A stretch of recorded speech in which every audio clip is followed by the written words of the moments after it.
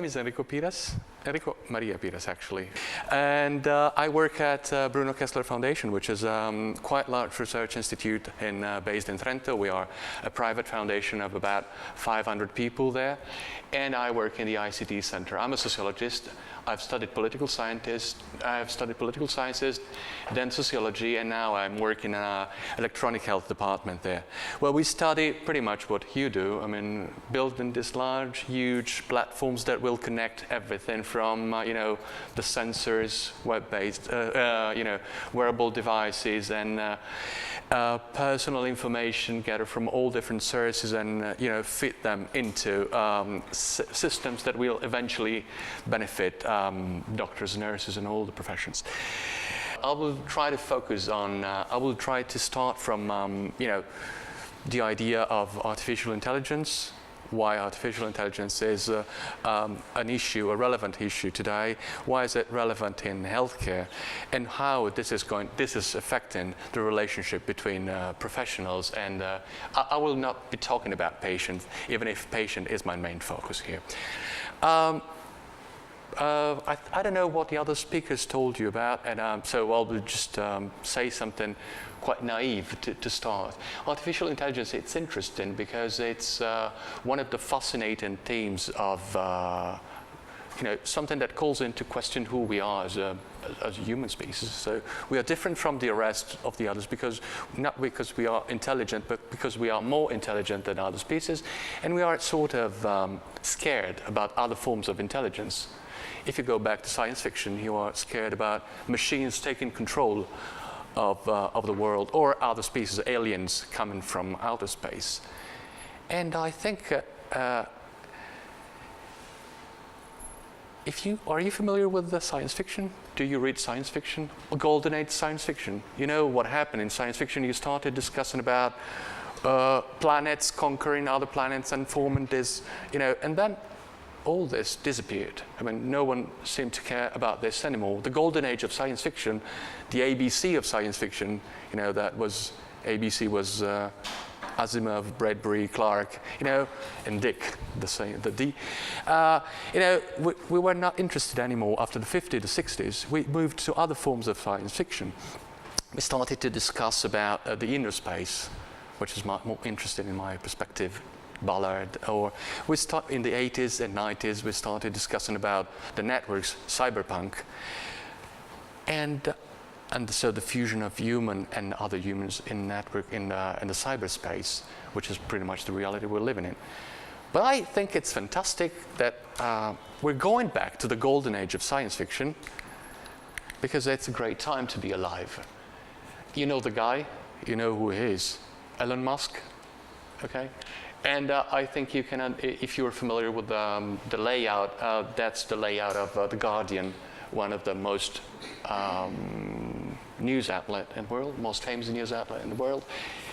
And Elon Musk, the founder of Tesla car, and one of the most influential guys in the world, one of those people who is shaping the imagery of the world, is actually discussing with Mark Zuckerberg, who owns Facebook, about killer robots, which is great. I mean, we have read a lot of science fiction, and finally, we're going to the real thing. We're going about robots going down the streets on a killing spree and killing us all, which is fantastic, And they're actually, you start reading science fiction when you are 12 years old, and and that's not literature. That's just bullshit, pretty much bullshit. And then it's not legitimate. It's not real culture. But then you will see this on the front page, and these guys are actually talking about what you were reading 30 years ago and what they wrote about 60 years ago. I took these excerpts from the Guardian, when you can see two different positions. Elon Musk says that he sees robots, artificial intelligence, as a menace to the world. He says, I keep sounding the alarm bell, but until people see robots going down the street killing people, they don't know how to react because it seems so ethereal. So he tried to sell us the idea that we are going down a very a terrible path. We're going to be enslaved by robots, and we are going to become second-class citizens in a future dominated by artificial intelligence. On the other hand, Mark Zuckerberg replies that he believes that artificial intelligence is not going that direction. It's going to serve us. It's going to be very beneficial for us, and it's going to be help medical profession in saving lives and powering driverless cars. In this position, we see one of the typical, well, I'll go back to this, the menaces of the future and the promises of the future. It's not just, let me just go back to the slides. If you have read, I would suggest you to read this small article at The Guardian, because they explain you why Mark Zuckerberg and Elon Musk said these things. They said they have interest in this. Elon Musk is not just scared about the future of artificial intelligence. He is someone who thinks he can sell you protection from artificial intelligence. And Mark Zuckerberg is not enthusiastic because he is enthusiastic, but it's just because he needs artificial intelligence to run his business. So he sells the idea of a positive thing. So you might say that this entrepreneur have their own agenda. So they're not pure at heart. But when it comes to this guy, Stephen Hawkins, he's taking the thing quite seriously. I'm not familiar with his research in his field because that's not my field. But if you read the last things he's writing about, and not as a scientist, but as a media personality, is really scared about two things, which go back actually to the 50s science fictions. Artificial intelligence taking control of the world, and aliens. Actually, it's really, have you read about that? He's really scared. We shouldn't be looking for other life forms in other planets because they might want to enslave us again. And he has a more nuanced perspective. He also goes as far as saying that every aspect of our lives will be transformed. In short, success in creating artificial intelligence could be the biggest event in the history of our civilization. But in other interviews, he said that this could be a very terrifying perspective too if we're not able to control the artificial intelligence itself. So we are not, if we not keep it at bay. And again, just to finish the introduction, we go back to the inability to listen to these guys, to that guy who, this is one of the main reasons why I became famous, the idea of robotics as in need of laws. And much of the debate not for you, you're much more into this debate, but some of it can be reduced to the idea that there is some form of progress, the development going on in a field which has been devoid of attention to the idea of how to limit how artificial intelligence should behave. So the idea that we have not been able to sort of limit the transformation of artificial intelligence, as we have done with other things in healthcare. For instance, we have limited what we can do, for instance, with experimenting with humans, for instance. We have limits, we have strict limits for that. What is interesting in this perspective is that, as I said before, we have this dichotomy, which is not actually a dichotomy. We see, on the one hand, the promises of what technological innovation can do, and we also see the nightmares of what technological innovation can do. And this position of, and this is not just typical of artificial intelligence. Every big innovation, especially in the field of healthcare, is subject to this treatment by the scientific community and also by the community at large. We see this perspective of which is quite polarized. Jeanette Pauls wrote a fantastic book about telecare. When I'll share the slides, I will add the references at the end. So, and she advocates the idea that we need to go beyond this. We need to go beyond the polarized vision of nightmares and promises, because nightmare and promises is not going to lead us anywhere. I'll read it as I will read all the other experts in my presentation. these polarized views are not so much a debate, but a juxtaposition, a contest between inevitable futures.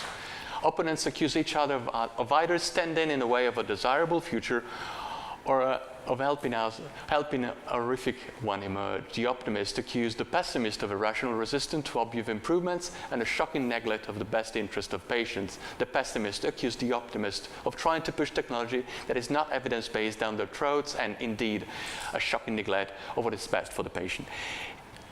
If you leave the last lines away, if you just skip the last lines, this applies pretty much to every innovation you can find in healthcare. This polarization of debates. What we need to do is go beyond this and look at things from having not a distal perspective, but a closer perspective to actual artificial intelligence.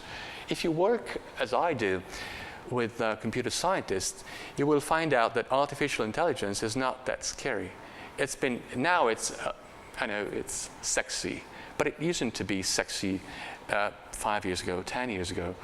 One of the things that, there's a guy who's a computer scientist who works with me, and he's a bit into artificial intelligence, but he doesn't consider himself an artificial intelligent person. So the way he calls his colleagues is in Italian is intelligenti artificiali. That means artificial intelligent people. That doesn't sound very nice, and like they're not very clever. You know, they are not really intelligent people, and that how. When you go into the labs, the whole thing of artificial intelligence had been framed for years. When we need to, what I need to do now is to move away a little bit from artificial intelligence to medicine, because it's the clash of two different things. And I'll just use one slide to summarize the history of medicine, which is stupid, I know, but it's important. It's important because I won't do that the way I should. But it's when we think about medicine, what comes to your mind? I mean, we have all our experience, but when you think about medicine as a discipline, the first thing that comes to my mind is that only for a short period of time, medicine has existed as a discipline on its own. I mean, in its own right. Medicine has been always a part of something else, has been an ancillary, to some other bigger and much more interesting form of thinking.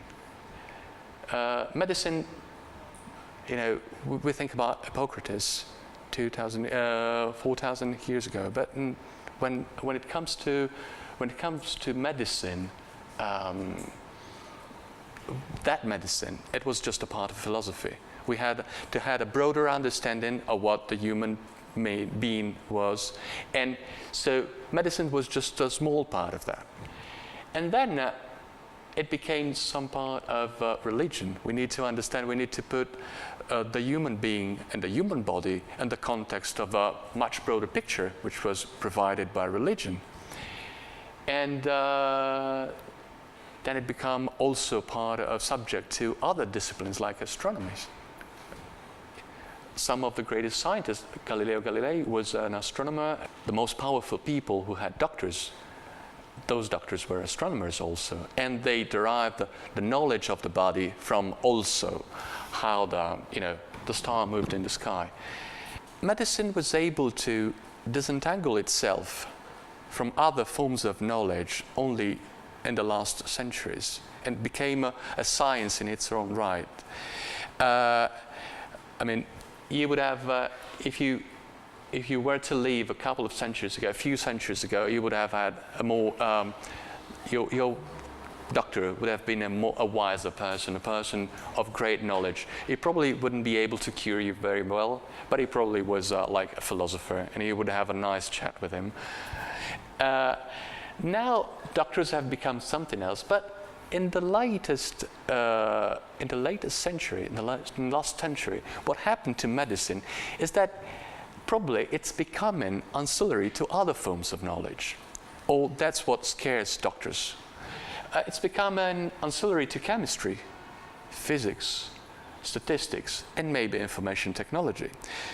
And this is important because when it comes to medical professions, they have become only recently independent from other forms of thinking, from other forms of knowledge, from other bodies of knowledge. They want to keep this independence, their independence, but at the same time, they want to leverage on the benefits of using other forms of knowledge.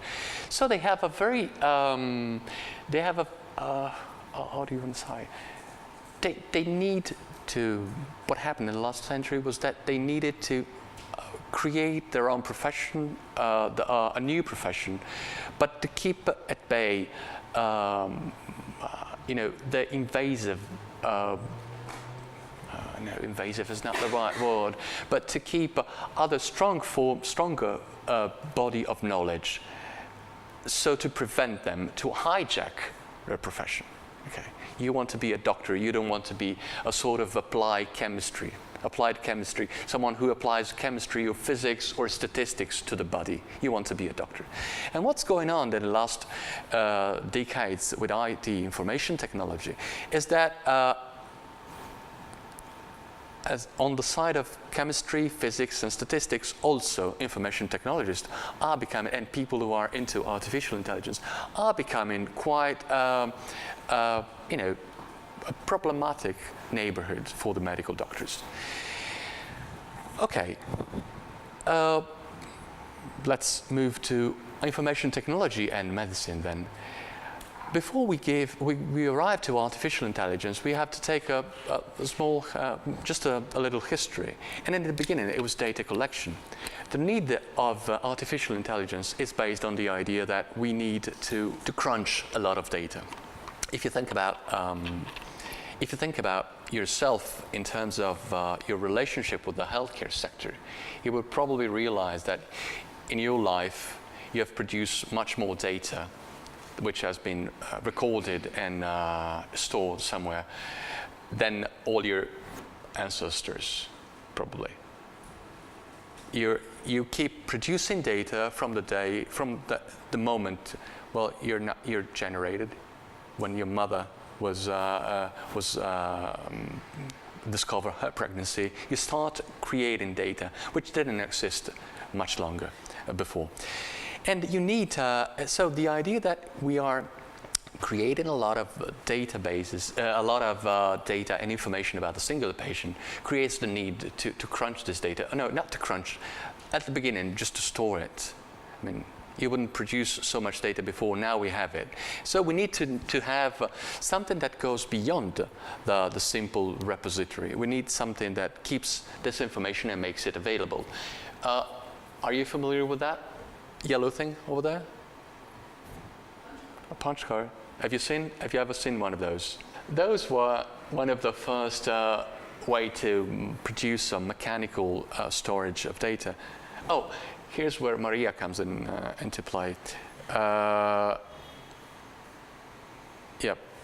I don't know if that's just an adduct, but when I was a kid, I used to go on summer holidays without my parents on campings. Okay, so I was 6 years old, 7 years old, 8 years old, and before you could go there, they would need to scan you, X-rays, and all the usual stuff you would need to do before you were allowed to. And was a lot of data to be collected there, and I remember spending my one day every year in this place where they would do some tests before I was admitted to the camp. And one day what happened was that I had to spend more time because they couldn't find my punch card, and my punch card was not they told me that I didn't exist. I gave them my name. I say, no, but I've been here a lot of times. You're a kid, you're 7 years old, you've spent one morning there, and say, no, you're not in our records. And no, I've been here several times. My mother was not there. She used to leave me there, just boring stuff. And so I was admitted to one of those places when I was questioned by one of those people. That's not the actual picture. And can you repeat me your name? And I gave them my name. And when I was 7, I used to say that my name was Enrico Piras. And no, there's no Enrico Piras. At the end, I said Enrico Maria Piras. And they manually searched for one punch card, and Enrico Piras was there. So what they did was, there was a delicate operation they needed to do. They actually, they took the punch card they created for me, and they created a new punch card to be added with my correct name on it. And what I remember that is that there was this huge space where you would have several different rooms with doors, and I can remember now. It's been 40 years, but I can remember what happened in any single door. And I never got access to that room before. Only in that occasion, I was a bit scared. And what I saw for the first time in that place was not doctors. There were no doctors there. The people, the professionals who were working there were not doctors. 40 years ago, all that, the complex, the huge complex of people working on healthcare was not just about doctor and nurses. My mother was a nurse, so she kept telling at lunchtime, at dinner time, stories about her work. So I had an idea of what healthcare was, and I was admitted to a space where healthcare was not doctors, had nothing to do with my body, had to do with registering information. And those people were doing something that was quite important, because doctors were not able to fully evaluate me because they could not find a card, and that depended not on record keeping, but that depended on a different set of professionals that they were doing something that was quite abstract. For the doctors could not understand that doctors would need to talk to these people to have the information they needed. And so we started seeing here how IT, a very basic form of well, we would say that it's basic now, but it was advanced IT management back then, had a complex interplay with healthcare provision. So in the beginning it was data collection. These people were used only to help the real people, the real healthcare professionals, to collect information and to store it. But suddenly, when we moved from punched card to digital forms of data storing, artificial intelligence, IT people became more relevant and started doing quite different things. This is a definition of what medical informatics is. Medical informatics is a discipline, so in its own right, are you familiar with medical informatics debate? Any of you? No. Anyway, let's just say that if you think about information scientists and informatics, medical informatics is one of the biggest subcommunities in the field, and it's it's at the intersection of IT and medicine. And what medical informatics does is not just recording. Well, they do record, but they also model clinical concept and events into computable data used to derive actionable information based on expertise in medicine, information science, information technology, and the scholarly study of issues that impact upon the productive use of the information system by clinical personnel. So we see something which is quite different from the mere data keeping, data collection. Collecting and organizing clinical data is not now the first thing you would ask to the medical informatics community. You would ask also to represent and model processes, and also to be able not just to provide data upon request. It's not like the punched card. The doctor is going into that big room and asking for my card. It's the ability of the system to provide automatically data to those who need it. And also, and this is the most important thing that I want to stress here, also to provide evidence-based advice and to support clinical decision making.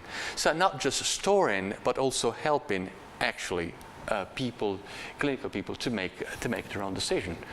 Because the underlying assumption behind medical informatics and artificial intelligence in medicine I've summarized this three for the sake of this talk, but is that organizations are adaptive systems, so organizations should adapt themselves to IT, to technologies, okay? And so the best organization you will find is the organization that adapts itself to the technology. It's a classical technocentric perspective. And most interesting is that the clinical activity is perceived as algorithmic. So for someone who is into medical informatics or artificial intelligence in medicine, when they represent doctor's activity, they see him or her pretty much as an algorithm that takes decision. What they reduce it to is a decision-making agent. And the idea is that we can replicate and make better decision-making agents than humans, pretty much. I think you're all familiar with the idea that machines are trying to, read and decode CT scans or X-rays or other form of imagery better than humans are. So the idea is that you see an X-ray or you see a CT scan or you see an image, a clinical image, no matter what, and you give it to a doctor, you give it to a machine. The machine should be able, what we want is the machine to be able to detect the disease better than the humans. This is a challenge for artificial intelligence. The major change to me is that yesterday it was simply not possible to compare a physician to anything else. You wouldn't, of course you could hand an X-ray to a kid and say, what do you see? And he would say, oh, I see a dinosaur here. But that's not something that would compare to the clinical decision. Now you have the possibility, you actually can make a race. You can compete doctors and physicians. Of course, you need, as you say, to establish some ground rules.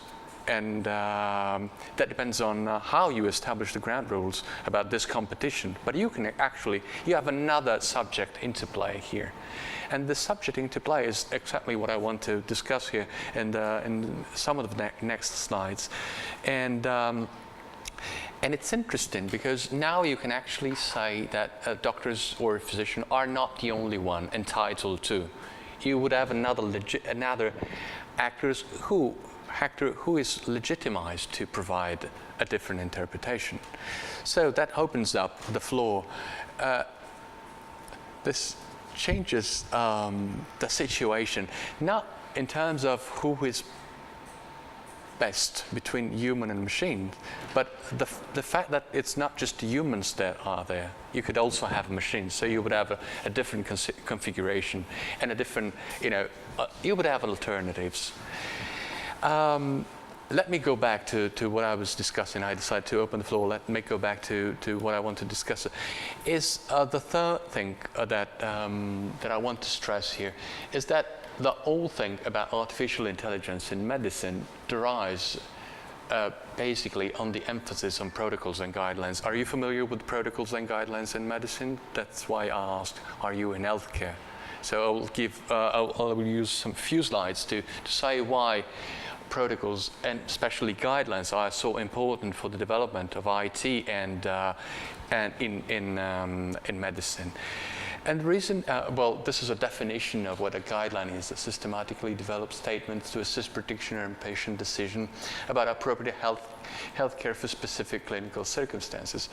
Basically, there's a distinction between guidelines and protocols. I will not go into that, but guidelines are pretty much. Is there anyone in the room who knows exactly what guidelines are, how they look like? They're a piece of narrative, in a way. They are not, when we think about guidelines in medicine, they are not, they don't say, you do this, you do that. Guidelines are a piece of narrative that says, in breast cancer, with this particular, if breast cancer is diagnosed in a woman and it's in situ, then there is this clinical trials that said that this treatment has had the 85% of possibility of success, and the other clinical trials say that. Okay, so it's something that you would read as a narrative. It would give you an overview. That's a clinical guideline. Okay. Protocol is quite different. Protocol, it's more, it's not that descriptive. It actually tells you what you should do. if then. It can be modeled into, how do you say? I should know this, but pretty much in a flow chart. So go this direction, go this other direction, wait another cycle of chemotherapy, and then, that's pretty much what it looks like. And if you know something about guidelines, you know that, for instance, I know a bit about guidelines in oncology. You would know that first line treatment, which is in early diagnosed cancer, for instance, in breast cancer, that would look like pretty much a straightforward flow chart. You can do this and this and that. But if you actually have if you actually get metastatic, and then you would need a second treatment, and a third treatment, and a fourth treatment, and a seventh treatment, then it's not like a flow chart that goes straight from one point to another. You would see this endless branches of the flow chart because it's extremely complicated. So a protocol might mean very different things. If you have diabetes, the flow chart is pretty easy. If you have diabetes and asthma and other forms of, if you have multimorbidity, then it becomes a mess. Okay, and guidelines and protocols, you would follow them when they are easy, but when they are not easy, they require an artful interpretation by the physician. But anyway, I will not go into this detail. I will just say that the possibility of artificial intelligence in medicine is largely provided by the fact that we have changed medicine into something that is guideline-based. Medicine didn't used to be a science, used to be more an art form based on the knowledge of physicians that would actually decide from case to case based on personal experience, until someone realized that people with the same kind of problem were treated in a very different way by different physicians, which posed a very significant issues to patient, but also to healthcare systems. Healthcare systems where, why healthcare managers started to wonder, how can we manage a system in which every professional can do whatever he or she wants because he or she deems it necessary based solely on his own experience. And what happened was that we started to build guidelines. And evidence-based medicine is something that emerged in the 90s based on the collection of large set of data in clinical trials that allowed us to understand that treating people in a very in a standardized way according to clinical trials could be beneficial to healthcare. I'm not going into the detail of what happened with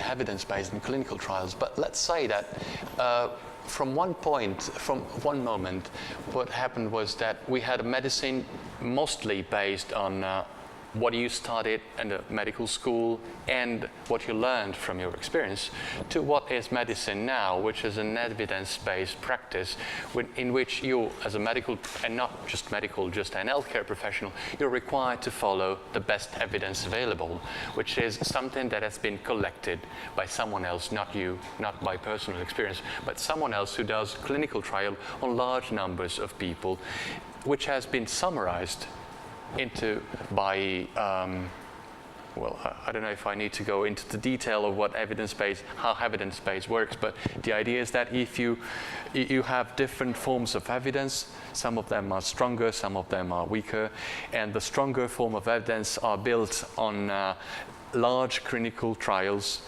not large clinical trials, the meta-revision of large clinical trials. So you would have a lot of studies about type 2 diabetes all over the world, and someone who is another person who's not a medical doctor, mostly or a statistician, they would actually do a meta-revision of all these studies and condense it into the guidelines. And these guidelines are then transformed locally into the single hospital and single healthcare system into protocols. Do this, do that, if, then, okay. The problem with guidelines is the guideline frenzy. Guidelines became so pervasive, and they became the standard of medicine, of how medicine is of how knowledge is produced in medicine. That this is the book from Timmermans and Berg is from 2003, so those numbers are largely underestimated, but they give you an idea of what it means, guideline frenzy. In the United Kingdom, an estimated 2,000 guidelines are in various stages of proposal and implementation. In the United States, you would have 1,400 and 400, with currently about 1,000 new guidelines constructed annually. So, the number of guidelines being produced by all these different bodies in all these different countries leads to a bewildering situation in which there might be dozens or often overlapping and contradictory guidelines for any given condition or decision problem. So we've started to say that we needed to condense the knowledge and to provide medical doctors with evidence-based tools to treat the patient. And now we've produced so many of them that doctors are simply not able to manage them. You have too many guidelines to follow. And the most striking thing, with currently about 1,000 new guidelines constructed annually, which is something that you cannot keep pace with that, of course. You cannot keep pace with this because what happened is that you've disentangled the medical profession from knowledge creation. Knowledge creation is something that belongs to those who do clinical trials. Of course, you have medical doctors there, but not all doctors make clinical trials. And you have someone who summarizes those information and fit them into the medical practice. Artificial intelligence is not something that adds up or piles up. It's becoming a necessity. It's becoming something that you need to have, because if you have too much information, you will need an help to sort the information out. So artificial intelligence was considered as a way to collect guidelines, keep them up to date.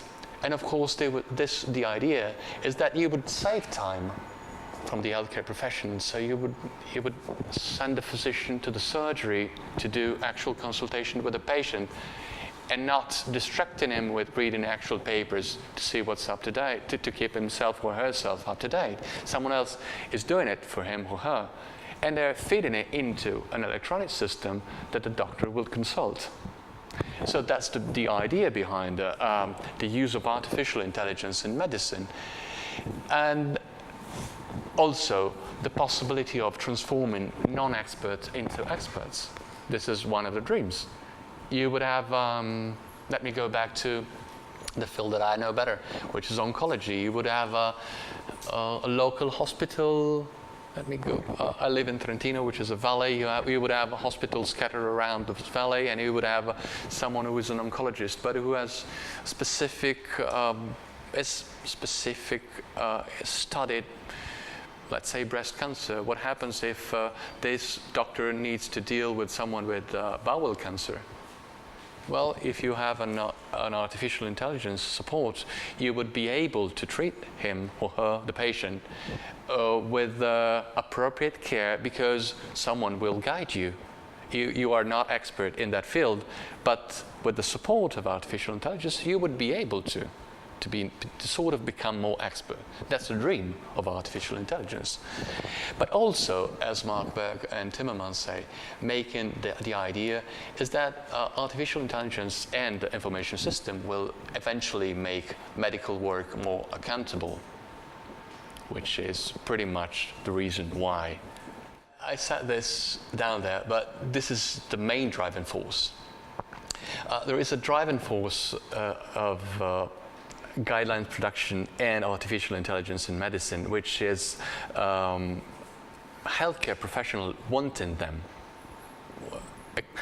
One of the reasons why evidence-based medicine imposed itself in the beginning was because it was able to convince younger doctors that was a way to become to grow professionally, to become more respectful professionals. with respect to the older physicians, now we are new, young, they know more than you do, and we have the ability to use electronic tools. And they became sponsors of artificial intelligence, and of IT in medicine and artificial intelligence. But the other driving force of IT in healthcare is the accountants, the people who actually pay for the systems. Okay, people who, through the use of guidelines, are able to sort of understand, evaluate what people do in the clinic, in surgery, as you were saying before, more or less. They can push people to do more work. Have you ever looked at TV series like Dr. House or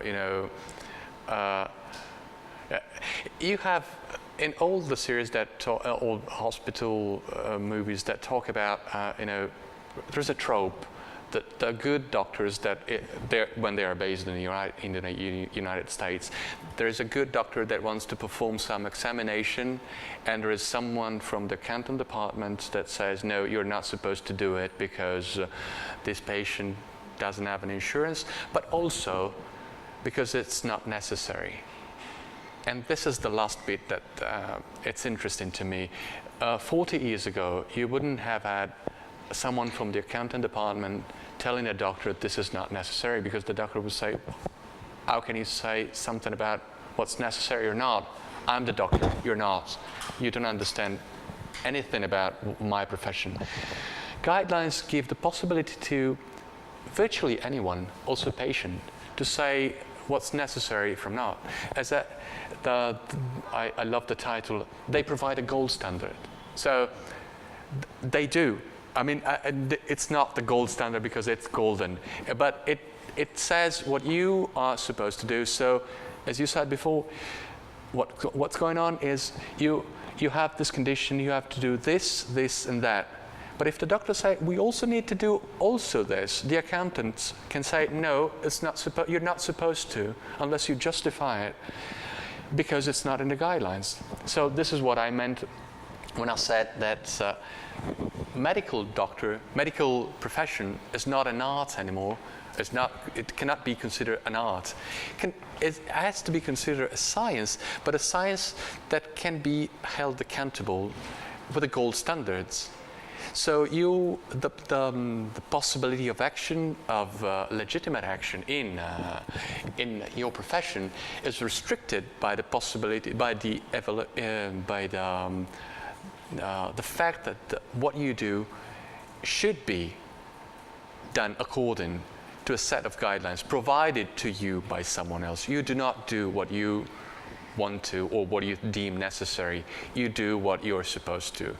And even if you started something, well, maybe that what you've started is not updated, is out of date. We need to follow new guidelines, new procedures, and your work is not to invent a guideline, is to follow it.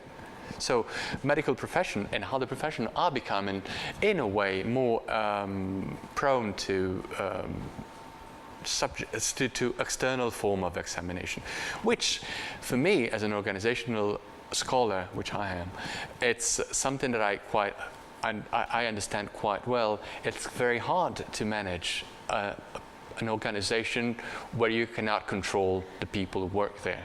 If you imagine that you have to run an organization when everyone can tell you, you don't know anything about my job.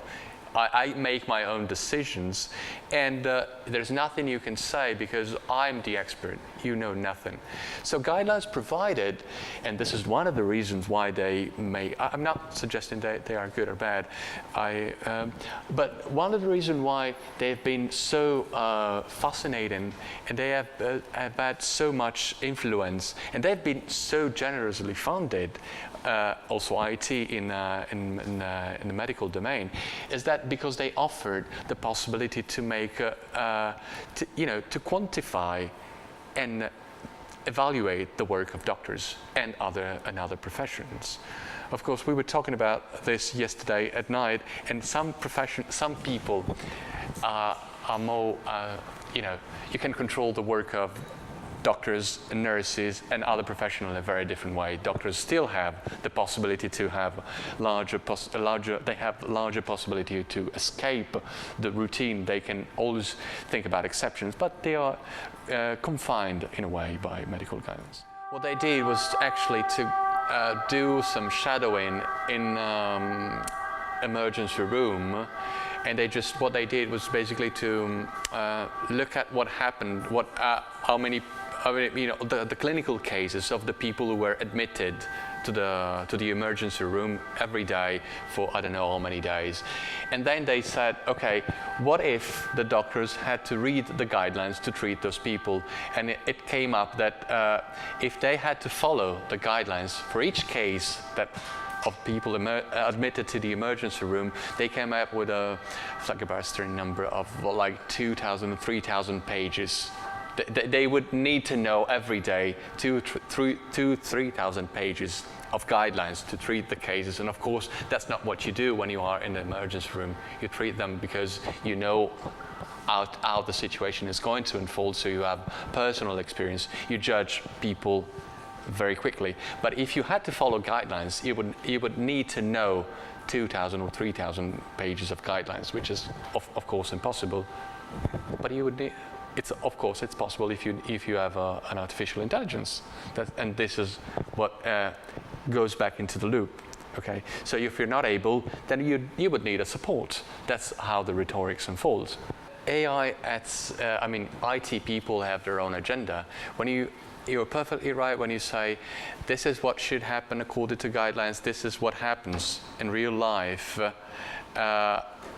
And showing the differences and showing the distance, it's a powerful way to advocate for more funding to IT departments to create more powerful ITs and artificial intelligence. So please give us more funds, because that's what we need. So if you decide that guidelines are the gold standards, and you came up with thousands of guidelines and conflicting guidelines, and you continue to fit into the medical professions, thousands of guidelines every day, there's one possibility and it's, okay, guidelines have become, they are out of our hands. We need to have more,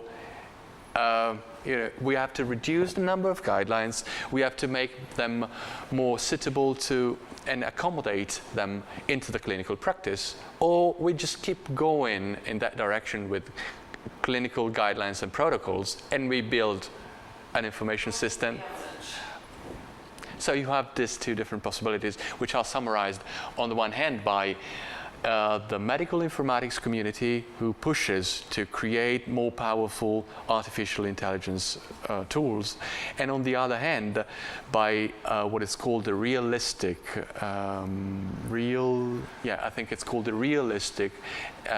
approach, or the new forms of evidence-based medicine, which is advocated by people like Trisha Greenhalgh. I don't know if you're familiar with her work, but they say, well, let's create guidelines that actually people can manage. Let's not create, I'm just going to stop here, otherwise I will get lost. But this is a huge problem in primary care. If you are an oncologist and you work in a cancer hospital and you work in a specific sub-department where you only treat breast cancer, you can keep up to date with breast cancer guidelines. But if you're a general practitioner, no way. You get it's an avalanche. There's nothing you can actually do to fight back against the guidelines that just come out every day.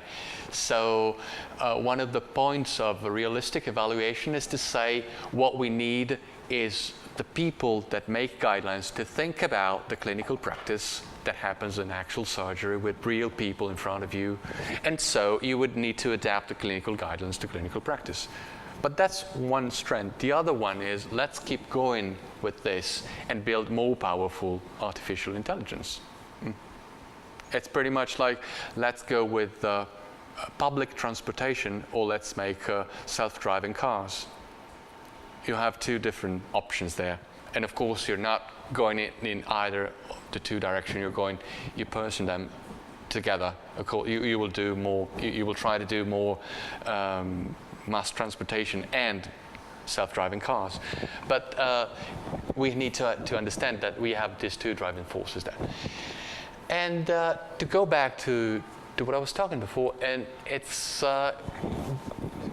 this has led just moving away from just storing the data. We need to have something that helps doctor with DSS, decision support system. You have different ways of support decision. Like I'm not going into the details of this, but you have they have elaborated different strategies to provide support to people, to clinicians. But in the end, what I wanted to stress here is that there's no such a thing as a decision support.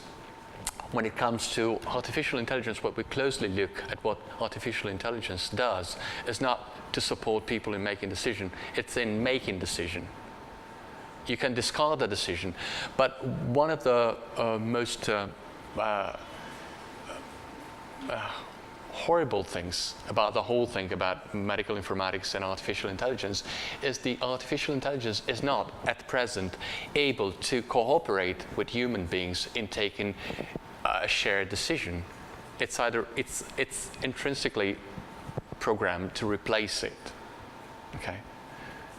When I arrived in the place where I'm working, it was 10 years ago, I started to talk with this guy, a colleague of mine, and we didn't like each other, but we started talking about what we did, and we find something to talk about. When he said he was doing clinical decision support system for breast cancer, and he was working with an oncologist, and at a certain point he said, I asked him, what's the biggest problem you had? And he started talking about technical things. And I said, but this is my problem. The oncologists have a different problem.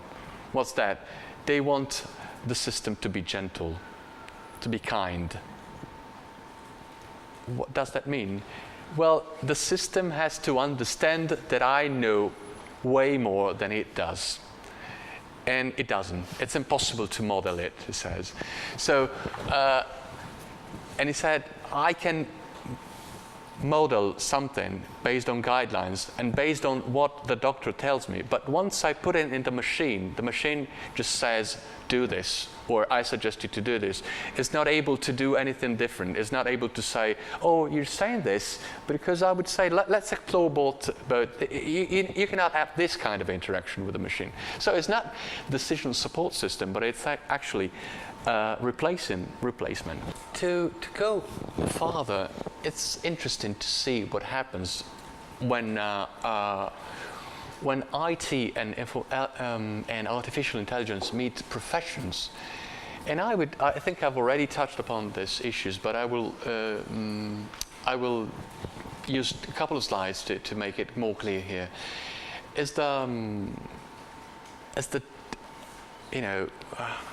Let me find the right word.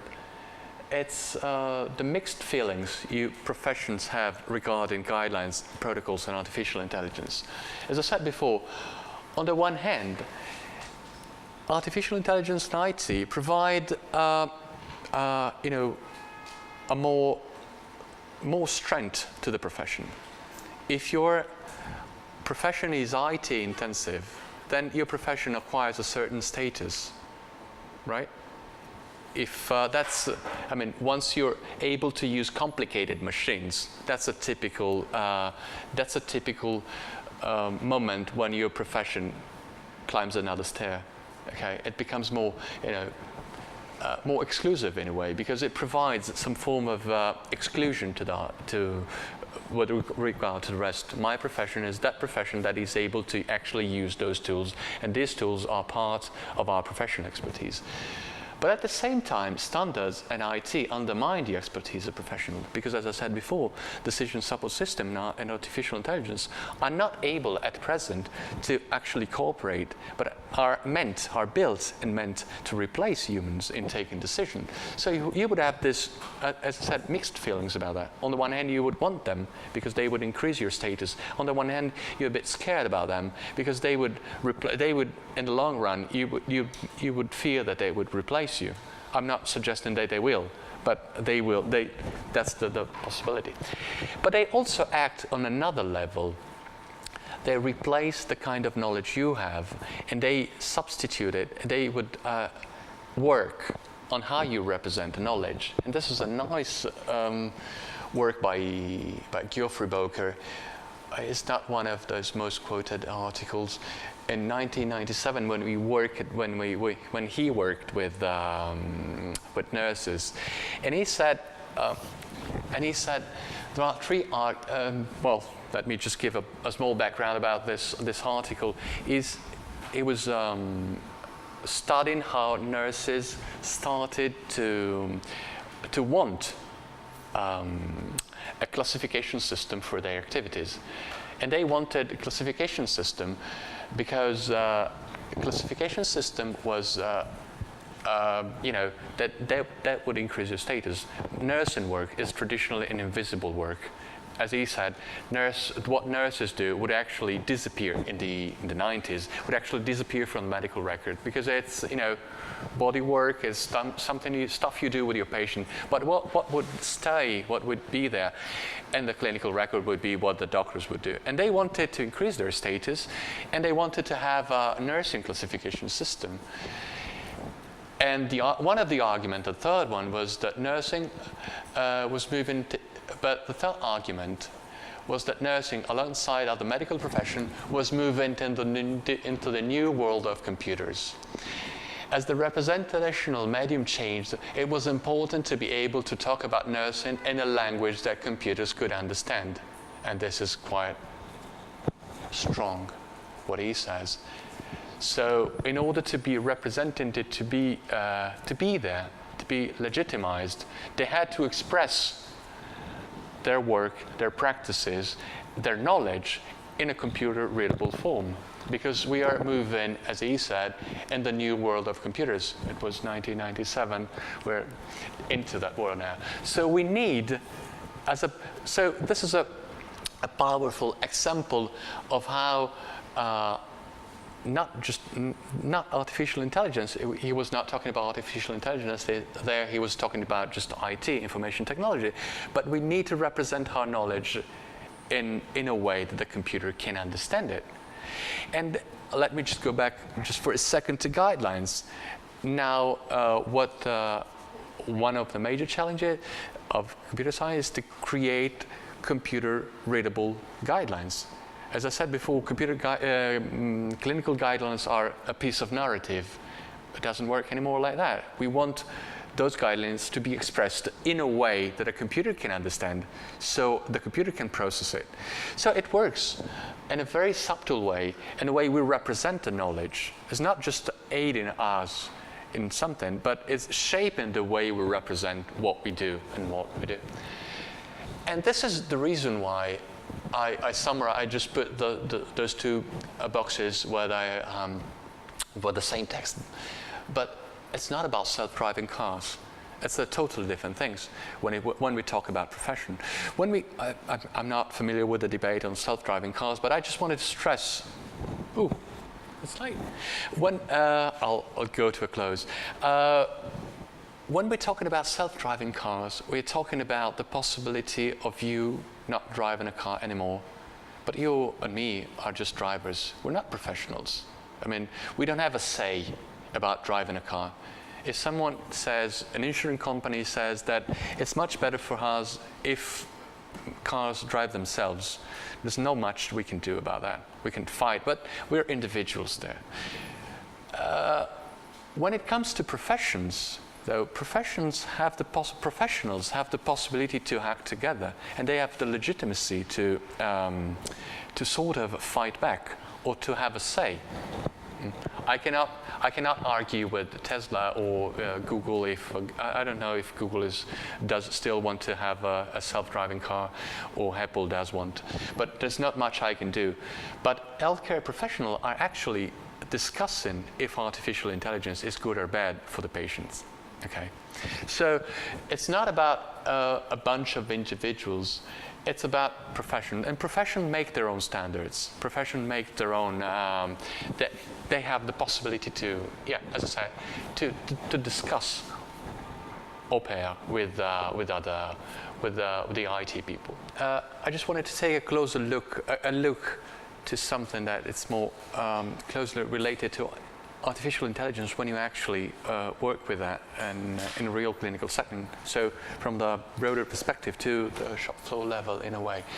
And go back to the original dichotomy of promises and nightmares. I will focus on promises and what is sold to us through the media, and what is the actual reality of artificial intelligence in practice. And I will just make one example. I will focus on this. And this is pretty much, as I said before, the promises. What is sold us through the media. Clinic that we hospital 4.0, as you see here. So I don't know what it means exactly, but it looks like a place, like Web 2.0, 3.0, Factory 4.0. This all new thing that, people like it looks like a lot of robots, artificial intelligence, data flowing around from one place to another. Everything is going to change, and the reason why this doesn't happen is because the reality is much more complex than this. And one bit of reality that I just wanted to show you, I actually wanted to bring up a case that I've studied myself, but I found this on the internet a few days ago, so I decided to include this because it was a terrific example that fits better than my case. Have you read about this? Yeah, the idea is that you have this pacemaker, so a device that is implanted in your body, and 500,000 people with a pacemaker need to patch it because there is a security issue there, the possibility to actually hijack it from the outside, so you can access the pacemaker and say the pacemaker stop or go faster and actually kill the person. That has been explored, I think, in the TV series Homeland, and also another TV series. But again, back to science fiction. It's not science fiction, and it's interesting. I don't know if you. This sounds pretty much like the other thing that happened in the automobile sector. Have you heard about the fact that you can actually hijack the computer car the computer car from the outside? There was this fantastic example in a couple of years ago, no, 1 year ago, when there was an hacker that told the journalist that he could do it. So the journalist started to drive the car on a highway, and the hacker was following the guy, and he hijacked the car from the outside, and he actually started to maneuver his car. And so you can do it with pacemakers. And what I wanted to focus on here is that people should go in a facility where temporary pacing and pacemaker generator change are readily available due to the very small estimated risk of firmware update malfunction. Why did I want to show you this? It's because not because of this is a nightmare, so we're all going to die. No, what it's interesting is that. When we see a device like that, we think that medicine is not what used to be. It's not just medical expertise, but there is also IT people that do some stuff. And I just wanted to use this to sort of unpack what is IT people. IT people are a lot of different professionals. There are people who actually build the hardware, the pump, in that case it's not a pump, it's something that sends an electric signal. But you have software developers, which are other professionals. IT people, but different kind of IT people. They don't build stuff, they actually code.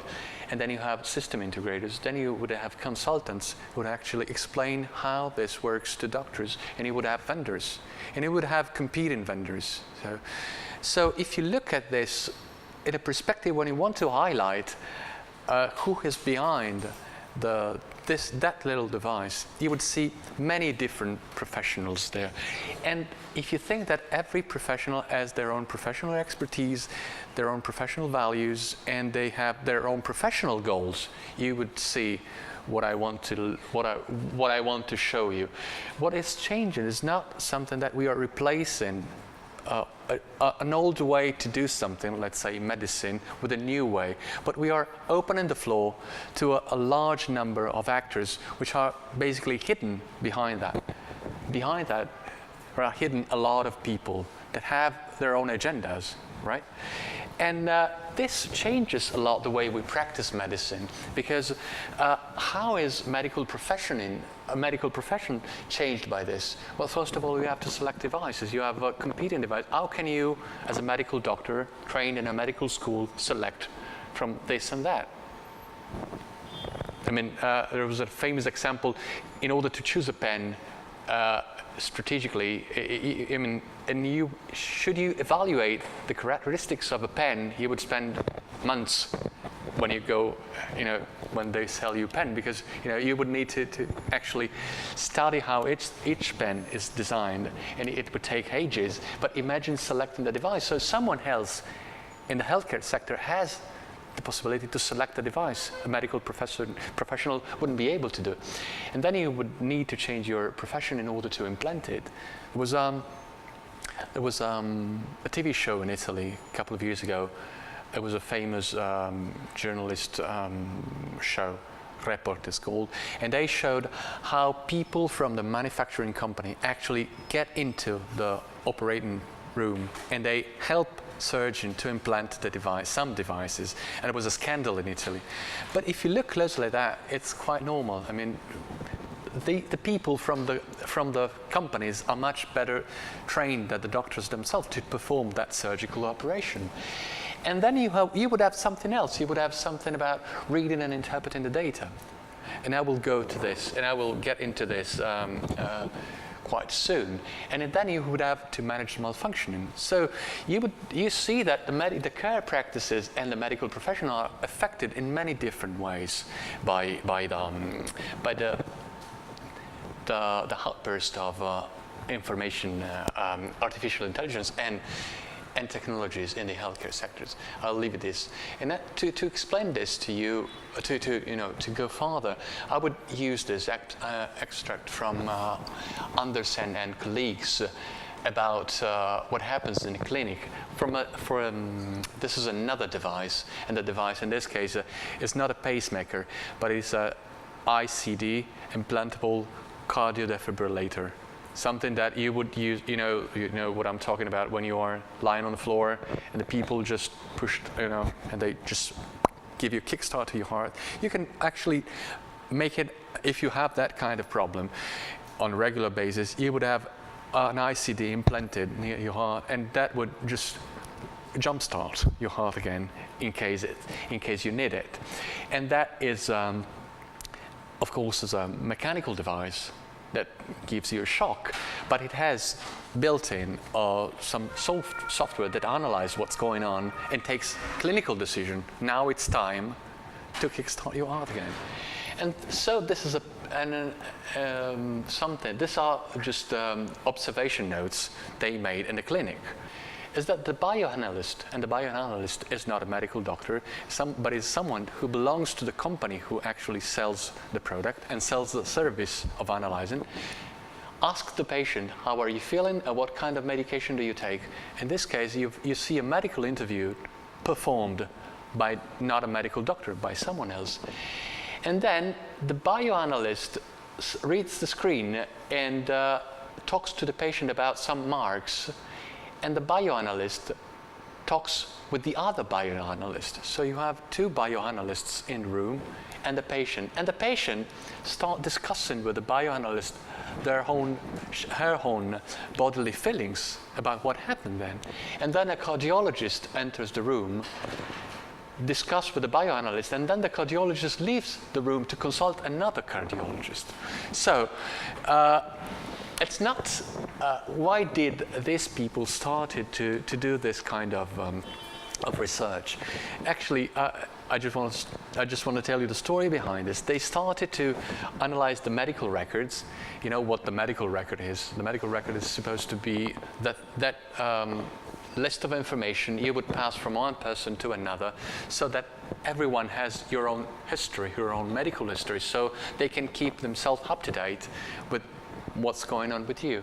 And they realized that there were some medical records that were very, very thick, and the most of it was data recorded by instruments that doctors were not able to understand. They could not figure out, and they needed experts to figure out what was going on. In this case, it was the bioanalyst.